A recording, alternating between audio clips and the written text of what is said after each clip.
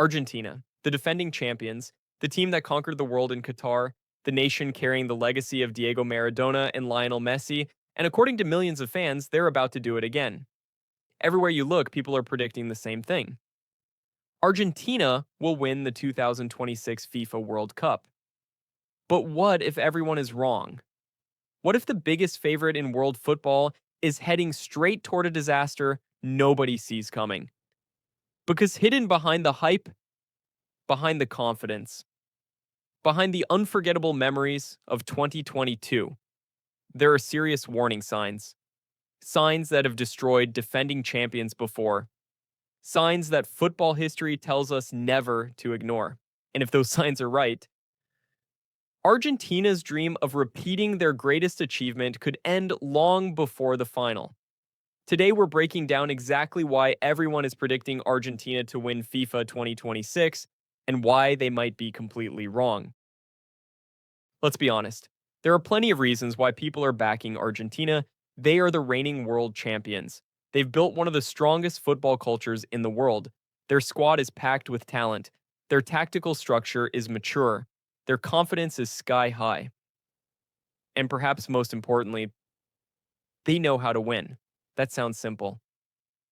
But tournament football is different. Many teams play beautiful football. Very few know how to survive difficult moments. Argentina has proven repeatedly that they can. They've won finals. They've won penalty shootouts. They've handled pressure. They've come back from setbacks. That's why millions of people look at Argentina and think, who can possibly stop them? It's a fair question, but history gives us a very interesting answer. Football fans love certainty. History loves chaos. Think about some of the greatest upsets ever. In 2002, France entered the World Cup as defending champions. They had stars everywhere. Most people expected another deep run. Instead, they crashed out in the group stage. In 2014, Brazil hosted the World Cup. The pressure was enormous. The expectations were even bigger. Then came the infamous 7-1 defeat. One of the most shocking results in football history. In 2018, Germany arrived as defending world champions. Many experts predicted another title challenge. They didn't even survive the group stage. The pattern keeps repeating. The stronger, the favorite. The greater, the pressure. The greater the chance of disaster. Because tournament football isn't about being the best team on paper. It's about surviving 6 or 7 matches where literally anything can happen. And that's where things become dangerous for Argentina. When you're not the favorite, you play with freedom. When you're the favorite, every opponent treats your match like a final. That's exactly what Argentina faces. No team will underestimate them. No team will relax against them. Every opponent will spend weeks studying them. Every coach will prepare special plans. Every player will give 100%. Why? Because beating Argentina means something. Beating the defending champions becomes a statement, a career-defining moment, an opportunity to shock the world. Argentina won't just be playing football, they'll be carrying a target on their backs. And the deeper they go into the tournament, the bigger that target becomes. Now let's talk about the biggest name of all, Lionel Messi. Even years after lifting the World Cup, Messi remains one of the most influential figures in football. His presence changes games. His leadership inspires teammates. His intelligence is unmatched. But there's another side to this story. Many people are still viewing Argentina through the lens of the 2022 World Cup. The emotional story, the fairy tale ending, the magical moments, the iconic images. But football moves fast. Very fast. A squad cannot live forever on past achievements. A tournament isn't won by memories. It's won by what happens right now. Every generation eventually faces the same challenge. Can they recreate greatness? Or were they simply part of a special moment that can never be repeated? That's a question Argentina still has to answer. This might sound controversial, but tournament football is often far less predictable than league football. In a league season, the best team usually rises to the top.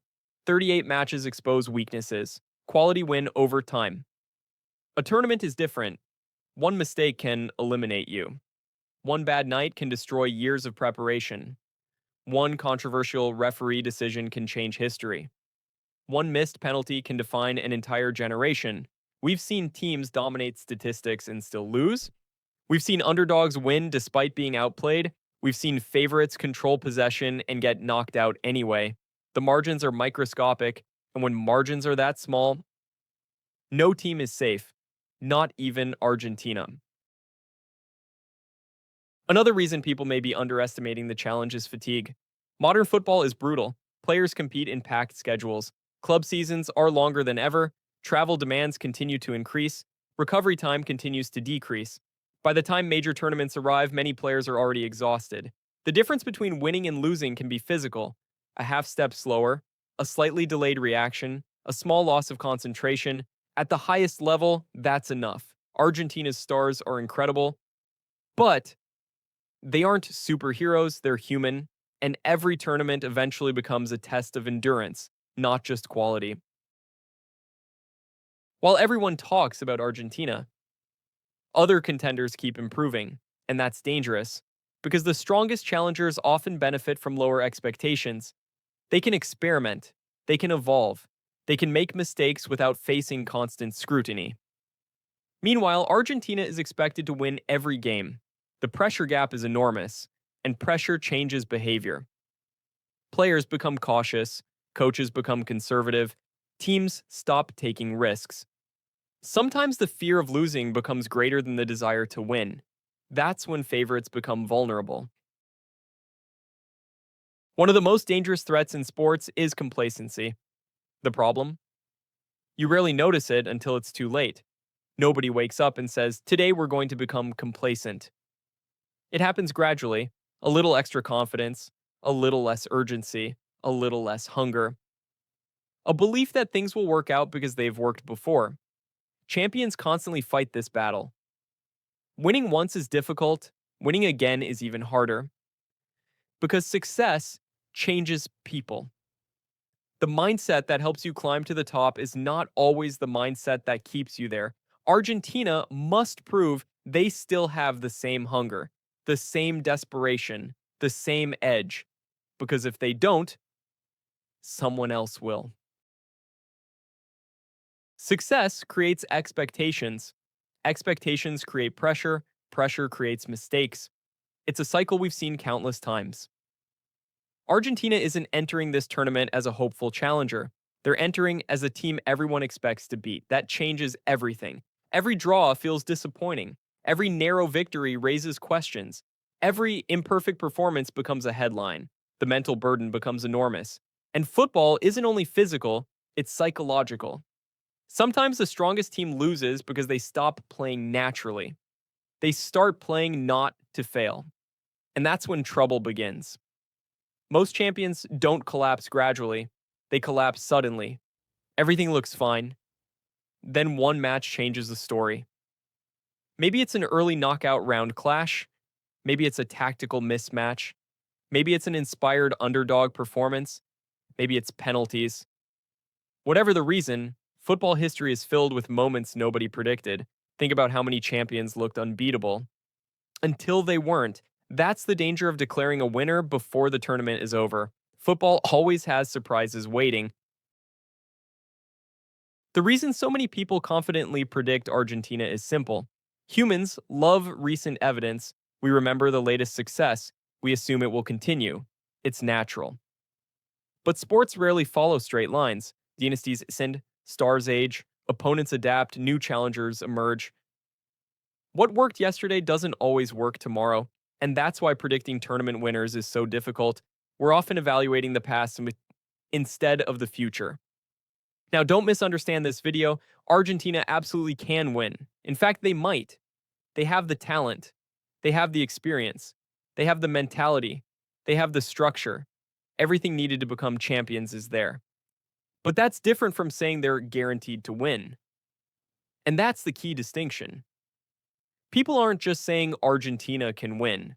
Many are acting like the tournament is already decided. That's where the mistake begins.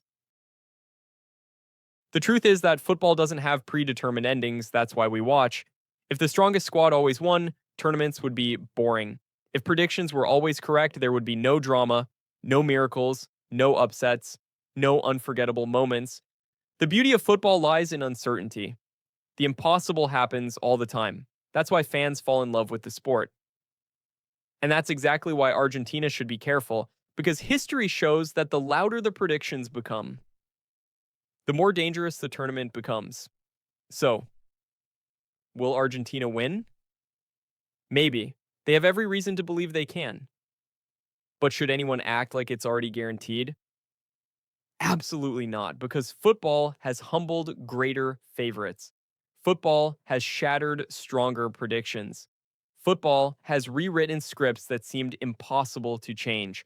And that's what makes this sport special. The moment everyone agrees on the outcome, the game finds a way to surprise us.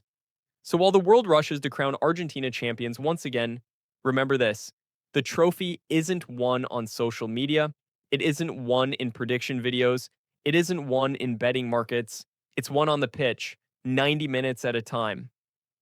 And until that final whistle blows, nobody, not the experts, not the fans, not even Argentina themselves, can know how this story ends.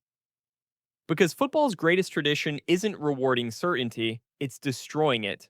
So, what do you think? Who's going to win this FIFA World Cup? Comment your predictions below. And don't forget to subscribe.